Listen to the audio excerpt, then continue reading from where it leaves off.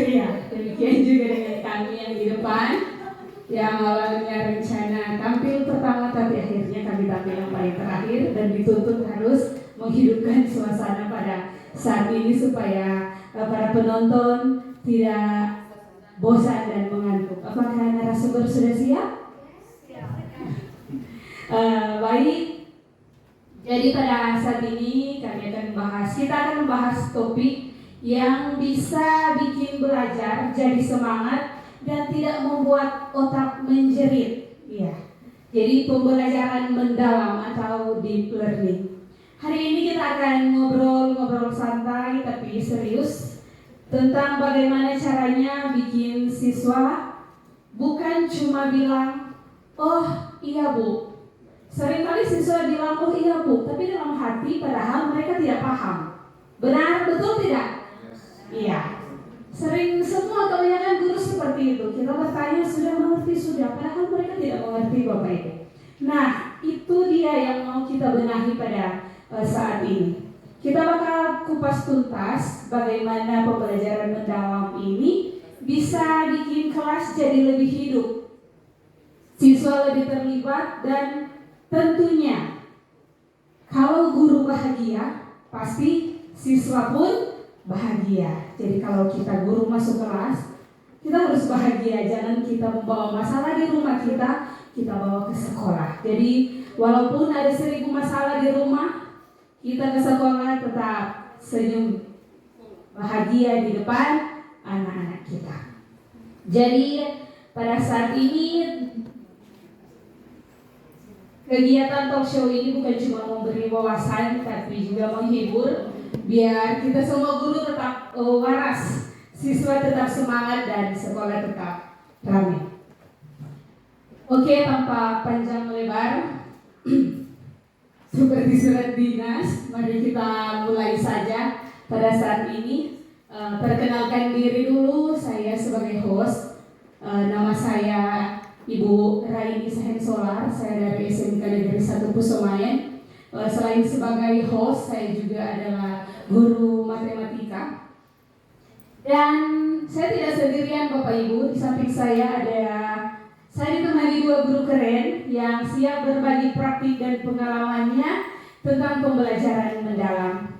Pertama ada Ibu Fani. Ibu Fani mohon berdiri supaya kelihatan. Iya, Ibu Fani, seperti kita lihat bersama, Ibu Fani ini orangnya selalu tersenyum. Ya, pembawaannya yang terkenal lembut tetapi tegas Bapak Ibu. Apalagi kalau beliau sudah membahas nilai dan karakter perilaku siswa, beliau ini mempunyai kemampuan ajaib. Bisa bikin siswa sadar diri tanpa marah-marah. Betul sekali, luar biasa. Tepuk tangan untuk Ibu Fani Bapak Ibu. Iya, yang kedua, perkenalkan ada Ibu Stella, silakan berdiri Ibu, sapa dulu penonton kita pada saat ini. Hai katanya. Oke, di sini ada Ibu Stella. Ibu Stella ini adalah guru biologi. Nah, Ibu Stella ini kalau menjelaskan biologi, contoh tentang pencemaran lingkungan, kalau beliau sudah menjelaskan, kita sebagai pendengar pasti akan merasa bersalah kalau buang sampah sembarangan. Jadi kalau ibu ini sudah menjelaskan, pasti kita mudah memahami. Benar Ibu? Ya, benar sekali. Jadi sudah lengkap tim kami pada hari ini. Ada 3 guru matematika, guru agama, dan guru biologi. Ya, 3 kombinasi guru yang kalau digabungkan, kira-kira matematika, biologi, dan agama mungkin bisa bikin kepala siswa pecah. Apalagi matematika dan biologi. Tetapi ada pendingin di sini karena ada guru agama. Baik, tanpa menunda-nunda waktu atau membuat para penonton menunggu, saat ini kita mulai saja dengan pengantar pembelajaran mendalam. Kita tahu bersama ya Bapak Ibu tentang pembelajaran mendalam ini. Saya tidak perlu menjelaskan apa makna dari pembelajaran mendalam itu sendiri, karena kita semua mengikuti kegiatan ini kurang lebih 5 bulan.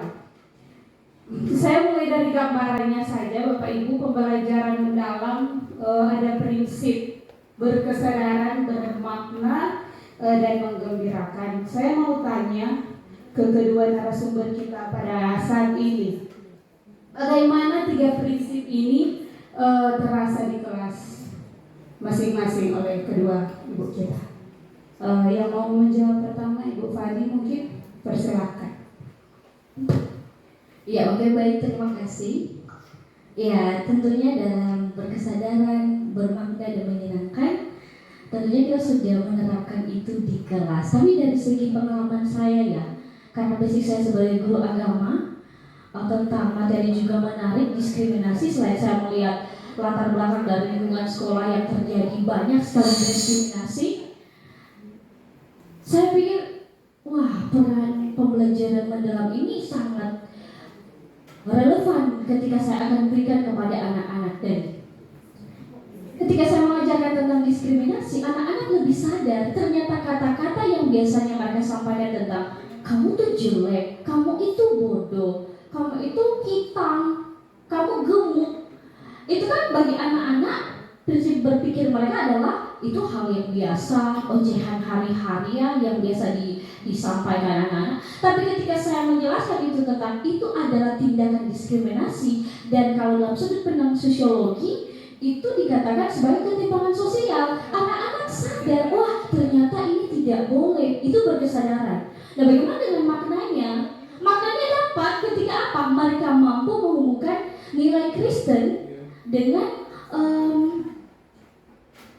pandangan mereka terhadap pencipta kita itu menciptakan kita sama. Berarti kalau kita menghina sesama kita sama menghina pencipta kita, betul tidak? Nah, jadi anak-anak langsung bermaknanya timbul. Nah, kelasnya sangat mengembirakan. Terlihat dari mana? Pembuatan film pendek, ada yang jadi korban, ada yang jadi pelaku, ya, ada jadi penengah. Jadi itu nuansa ya, sedikit saya bilang nuansa kelas yang mengembirakan itu dari saya. Terima kasih. Oh iya, itu gambaran pembelajaran mendalam dari Cifani dan membuat saya semakin penasaran ya Bapak Ibu dari cerita yang beliau sampaikan. Sepertinya sangat seru ya ketika menerapkan pembelajaran ini agar siswa bukan hanya melihat tetapi merasakan. Nah, begitu juga dengan Ibu Stella.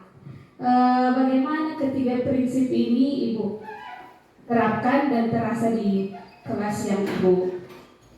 Terima kasih. Tentunya di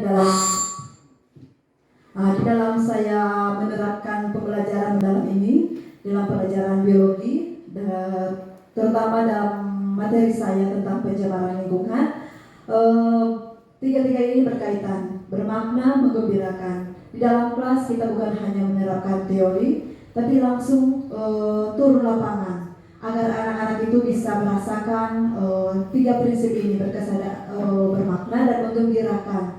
Jadi bukan hanya dorongkan dengar sesuai dengan materi saya tentang pencemaran lingkungan. Ketika saya memberikan materi, saya bilang materi kita saat ini tentang pencemaran lingkungan. Tentunya ada dampak dari pencemaran lingkungan ini. Apa dampak dari orang membuang sampah sembarangan, membuang sampah baik yang ada di sekitar kita, di halaman sekolah kita, bahkan apalagi yang berdampak di sungai. Tentunya ada dampak. Jadi dari pembelajaran mendalam ini saya menerapkan kepada mereka yaitu tentang tiga prinsip ini. Tentunya mereka dapat maknanya dapat dan gembiranya juga dapat. Ya, terima kasih. Saya setuju sekali ya dengan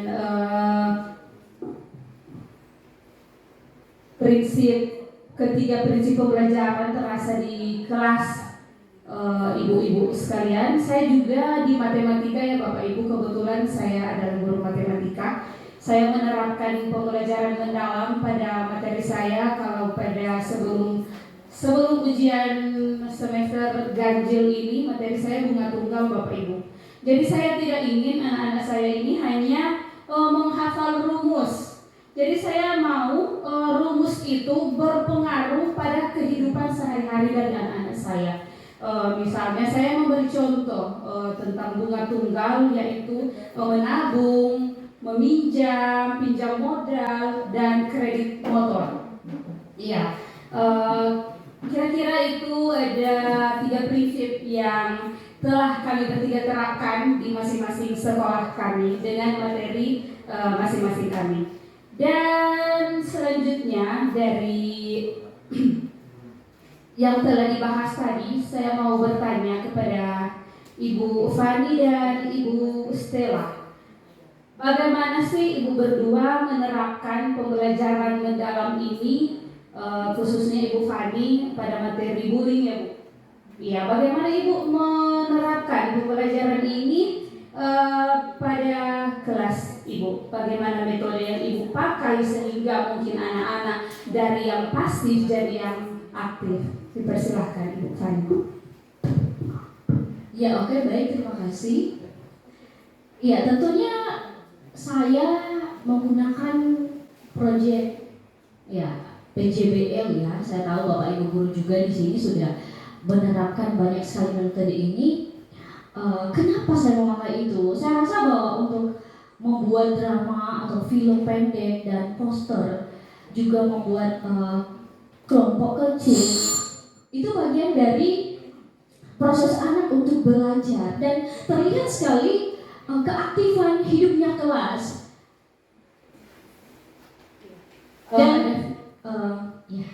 nanti ada tayangan sedikit, saya akan menunjukkan bagaimana proses pembelajaran di kelas, bagaimana anak-anak mendesain film pendek mereka. Ini sederhana sekali tapi sangat bermakna bagi saya ya, karena ini memang di luar ekspektasi, karena kaget melebihi ekspektasi. Harapan saya jauh ya, karena anak-anak tampil. Saya pikir bahwa anak-anak ini kurang percaya diri, pasif, tapi pada akhirnya ketika tampil membuat film, itu terasa sekali anak-anak antusias keterlibatan mereka dalam proses pembelajaran. Iya. Kira-kira Ibu, metode atau permainan apa yang Ibu gunakan pada materi bullying tersebut? Apa kegiatan apa yang dilakukan anak-anak di saat Ibu menerapkan pembelajaran mendalam itu? Saya menggunakan role play karena itu bagian paling penting juga, itu masuk dalam film, pembuatan poster, dan juga pembentukan kelompok ya sudah saya jelaskan tadi, dan keterlibatan anak masing-masing punya caranya. Karena itu saya katakan bahwa tadi ada anak-anak yang tadinya saya ragu dengan kemampuan mereka, tapi setelah penerapan pembelajaran mendalam ini dengan proyek yang teratur, metode yang teratur, anak-anak langsung mengikuti. Anak-anak langsung ya kelas jadi jadi hidup ya, karena berbagai variasi dengan variasi mereka sendiri ya, mereka menampilkan sesuai keberadaan mereka ya, gitu. Itu bagi saya. Keren sekali ya Bapak Ibu, metode yang dipakai oleh Ibu Fani membuat anak-anak terlibat langsung dalam kasus bully. Baik, kita langsung kepada Ibu Stella. Bagaimana Ibu menerapkan pembelajaran mendalam ini khususnya di materi Ibu tentang pencemaran lingkungan? Baik, tentunya saya menerapkan, yaitu sama dengan tadi saya sudah jelaskan kan, sesuai dengan materi saya, pencemaran lingkungan. Pada materi yang pertama, saya hanya melakukan penerapan di dalam kelas, hanya lewat penampilan gambar di dalam slide, hanya sebuah gambar, yaitu gambar sampah yang ada di sungai dan gambar sampah yang menumpuk di halaman sekitar. Jadi ketika saya menerapkan itu pada mereka, memberitahukan kepada mereka, ini adalah gambar sampah yang ada di sungai dan gambar ini adalah sampah yang ada di halaman sekitar kita.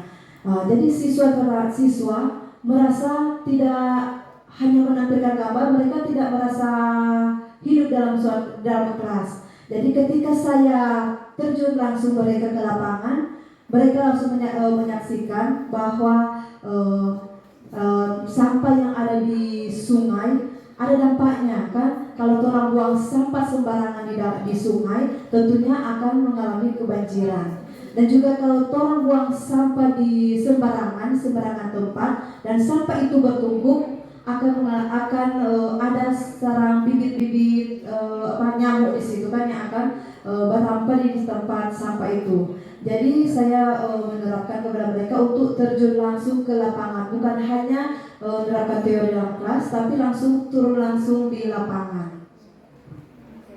Iya, keren sekali ya Bu pengalaman yang Ibu alami. Dan saya juga akan sharing sedikit karena saya selain host juga saya adalah guru. Saya akan menceritakan pembelajaran bermakna yang saya terapkan di kelas saya. Rata-rata kita guru-guru tadi membahas tentang metodenya ya Bapak Ibu, metode mengajarnya. Saya sebelum mengajar terlebih dahulu saya Bapak Ibu meningkatkan kepercayaan diri pada anak-anak. Karena kalau matematika, Bapak Ibu banyak anak-anak sebelum memulai, di mindset mereka itu mereka tidak bisa. Selalu berpikir tidak bisa, aduh matematika itu sulit, matematika itu capek, lelah. Apalagi matematika kalau di jam kritis, pasti anak-anak tidak mau berpikir. Nah, pertama Bapak Ibu saya merangkul anak-anak saya selalu berkata begini kepada mereka. Matematika itu dia harus salah. Dia harus salah terlebih dahulu. Kalau dia tidak salah, dia tidak akan berhasil Bapak Ibu. Harus melewati proses itu. Jadi anak-anak saya selalu bilang, kalau kamu salah, kamu bangkit lagi. 5 kali salah, 10 kali mengulangi lagi. Saya selalu berkata seperti itu kepada anak dan ternyata berhasil Bapak Ibu. Anak-anak saya mengajar di kelas 10 TSM. Kita tahu bersama anak-anak kalau jurusan otomotif apalagi sangat sulit diatur Bapak Ibu. Tapi setelah saya merangkul mereka satu persatu, karena di pembelajaran mendalam di situ juga ada kata memuliakan ya Bapak Ibu. Kita telah belajar bersama, kita memuliakan anak-anak kita. Jadi kita rangkul satu persatu karena bakat dan kemampuan anak-anak itu berbeda. Jadi saya membuat pembelajaran yang berdiferensiasi. Jadi pembelajaran berdiferensiasi itu saya membagi anak-anak berdasarkan gaya belajar. Jadi saya membagikan mereka. Kita tahu bersama anak-anak kita, Bapak Ibu sudah tergantung dengan gadget ya. Jadi saya melihat kelompok ini, anak-anak yang ini, mereka paling suka menggunakan gadget, melihat video. Jadi saya tampilkan pembelajaran matematika saya lewat video. Jadi mereka bisa bermain gadget, menggunakan gadget, tapi sambil belajar Bapak Ibu. Ada anak-anak yang bukan di gadget, ada anak-anak yang tidak bisa diam di dalam kelas, lari, menggambar, ada yang hobi dengar lagu. Ya. Saya memberikan materi lewat audio. Jadi ada audio yang diberikan kepada anak-anak. Dan ada juga materi berupa ini poster yang ditempel di dinding karena yang bisa ditukar-tukar tempat atau ada kartu tempel. Jadi saya membagi anak-anak saya menurut gaya belajar yang mereka suka. Jadi Bapak Ibu, sebelum masuk ke pembelajaran, kita bersama-sama harus mengetahui apa minat dari masing-masing anak-anak kita. Karena kalau kita bagi sama rata semuanya, lihat YouTube atau lihat ini yang saya jelaskan, bikin soal jawab, susah Bapak Ibu kalau seperti itu. Jadi kita kategorikan. Kalau saya seperti itu Bapak Ibu. Kemudian saya ingin anak-anak saya mengerti konsep dan saya selalu menghubungkannya dengan dunia nyata. Contohnya begini Bapak Ibu, kita selalu kan menggunakan pertanyaan pemantik kepada anak-anak kita. Kalau materi saya yaitu bunga tunggal. Sebelum saya mulai, saya bertanya kepada anak-anak, kalian tahu tidak apa itu bunga? Ada yang angkat tangan, Bu. Bunga bugenvil, Bu? Bukan. Bunga mawar? Bukan. Bunga melati? Bukan. Saya bilang, ini bunga menguntungkan bagi kita semua. Jadi mereka langsung berpikir, bunga apa kira-kira yang menguntungkan? Ada yang pikir, bunga bugenvil kok jual di tonggohan, Bu? Kalau bukan seperti itu. Jadi secara tidak langsung kita telah merangsang, kita telah merangsang anak-anak kita untuk berpikir kritis. Jadi mereka langsung, wah, apakah maksud dimaksud dari ibu, bunga apa ya yang dimaksud oleh ibu. Nah, kemudian saya menghubungkannya ke kasus nyata. Saya membuat proyek mini Bapak Ibu tentang mini band. Nah, di mini band ini karena saya mengajar di Pusomain kan kebetulan kelas saya satu kelas hanya 3 orang. Jadi saya gabungkan kelas saya. Tetapi ada kelas yang dengan jurusan berbeda-beda, contoh TSM digabung dengan anak-anak dari bisnis daring. Jadi saya membuat proyek mini, ada mini bank di mana saya membawa uang palsu Bapak Ibu, uang mainan yang saya buat, saya sesuaikan dengan keinginan anak-anak saya. Saya bertanya kepada anak-anak jurusan TSM, kira-kira di antara Anda semua di sini mempunyai impian membeli motor apa? Oh, banyak anak-anak langsung menjawab, saya mau motor Ninja, Bu. Oh, saya mau motor Beat yang begini. Nah, kalau di bisnis daring, saya lihat anak-anak bisnis daring mereka itu selalu menggunakan bedak, lipstick di dalam kelas Bapak Ibu. Jadi saya apa ya yang saya akan buat supaya bisa menarik perhatian anak-anak saya. Jadi untuk bisnis daring, alat makeup yang mereka buat, saya buatkan menjadi proyek mini band. Ada transaksi jual beli di sini. Itu untuk bisnis daring. Dan untuk anak-anak TSM, motor impian mereka saya tanya berapa sih harganya? Oh, 20 juta Encie. 20 juta Ibu. Nah, saya buatkan mereka simulasi kredit. Kalau kamu membayar modal awal sekian dengan bunga sekian, maka kamu akan mengetahui dengan tenor waktu tertentu, kamu akan mengetahui berapa harus kamu bayar, berapa laba atau untung yang kamu dapat di kedua jurusan ini Bapak Ibu. Dan ternyata berhasil Bapak Ibu. Saya menggunakan minat mereka masing-masing jurusan dan ternyata nilai yang saya inginkan, ekspektasi yang saya inginkan itu tercapai. Baik. Tapi di samping itu Bapak Ibu ada tantangan-tantangan. Walaupun penerapan kita terapkan, ada beberapa tantangan. Sekarang saya masuk ke segmen paling jujur ya Bapak Ibu, paling apa adanya, yaitu curhat tantangan sebagai guru.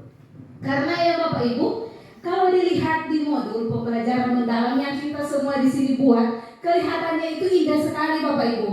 Kita membuat modul itu sebaik-baiknya supaya di saat fasilitator periksa, di saat kepala sekolah periksa, indah sekali modul kita. Tetapi kenyataan di lapangan tidak seperti itu Bapak Ibu.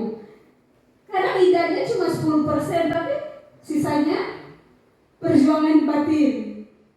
Nanti di saat supervisi baru kita buat yang bagus. Setelah itu kembali lagi ke laptop, kita belajar seperti gaya biasa lagi. Dan karena itu saya ingin bertanya kepada Ibu Fani terlebih dahulu. Ibu Fani kan mengajarkan tentang bullying ya Bu, itu kan sangat sensitif. Tantangan apa sih yang Ibu Fani dapati ketika Ibu memberi materi bullying dengan menerapkan pembelajaran mendalam ini? Ya oke, baik, terima kasih. Tentunya kalau bicara diskriminasi ya, ini menyentil ya anak-anak yang kadang juga terhubung perasaan mereka itu. Kalau saya mau diskriminasi, mereka tuh kadang tidak percaya diri untuk tampil mengatakan sesuatu. Kalau ditanya di sini pernah nggak dibully, kamu pernah dibully nggak? Pas ditanya mereka diam tuh. Ternyata apa? Setelah disuri, mereka tuh korban. Ya. Tapi ada juga yang saya temui, ternyata mereka pelaku. Jadi ada juga tantangan-tantangan tersendiri di mana anak tidak berani untuk membagi pengalaman. Dan kemudian yang kedua adalah ketika anak tidak fokus dalam pembelajaran, kita real saja ya Bapak Ibu, karena dalam realita pembelajaran banyak sekali yang kita temui anak-anak itu ngeyel kayak seperti ini ya Bapak Ibu ya, kita udah jam akhir seperti ini, udah tengah hari ya, sudah sore begini, pasti pikiran kita ngeyel. Semenarik apapun pembelajaran yang kita terapkan, pasti anak itu bakal ngantuk ya, bisa. Itu tantangan saya. Apalagi Yang paling terakhir adalah ketika saya sudah menyiapkan materi sedemikian rupa yang menarik, proyek videonya, tiba-tiba listrik mati. Wah, ini sangat membingungkan bagi saya, tapi ya itulah tantangannya di proses pembelajaran yang saya terapkan dalam pembelajaran mendalam ini. Saya kira itu ya dari saya. Terima kasih. Iya. Kalau Ibu Stella, apa tantangan yang Ibu hadapi, Bu? Tentunya di masing-masing sekolah kita mempunyai tantangan yang berbeda-beda kan ya Bu. Nah, kalau di sekolah saya di SMA Negeri 1 Ratahan Timur banyak sekali tantangannya Bu. Nah, salah satunya sekolah saya ini bangunannya kan hanya satu. Nah, jadi dan juga sekolah kami dekat dengan sungai, aliran sungai. Jadi sesuai dengan tadi saya bilang kan materi saya tentang pencemaran. Itu dari saya. Terima kasih. Kalau saya sebagai seorang guru bukan hanya menerapkan definisi, tapi kita harus menerapkan bukti nyata di sekolah kita masing-masing. Ya, terima kasih banyak kepada kedua narasumber kita, dan itulah closing statement yang kita telah dengar bersama. Semoga percakapan hari ini menjadi pengingat bahwa perubahan itu mungkin dan kita semua ini sedang berjalan ke arah yang benar. Terima kasih kepada narasumber, Ibu Stella, Ibu Fani. Terima kasih kepada para pendengar hari ini. Tentu saja terima kasih juga kepada semua guru hebat di luar sana yang terus belajar untuk membuat pelajaran lebih bermakna. Saya Ibu Raini pamit undur diri dan sampai jumpa di talk show berikutnya. Tetap semangat, tetap menginspirasi karena masa depan dimulai dari kelas kita. Salam pembelajaran.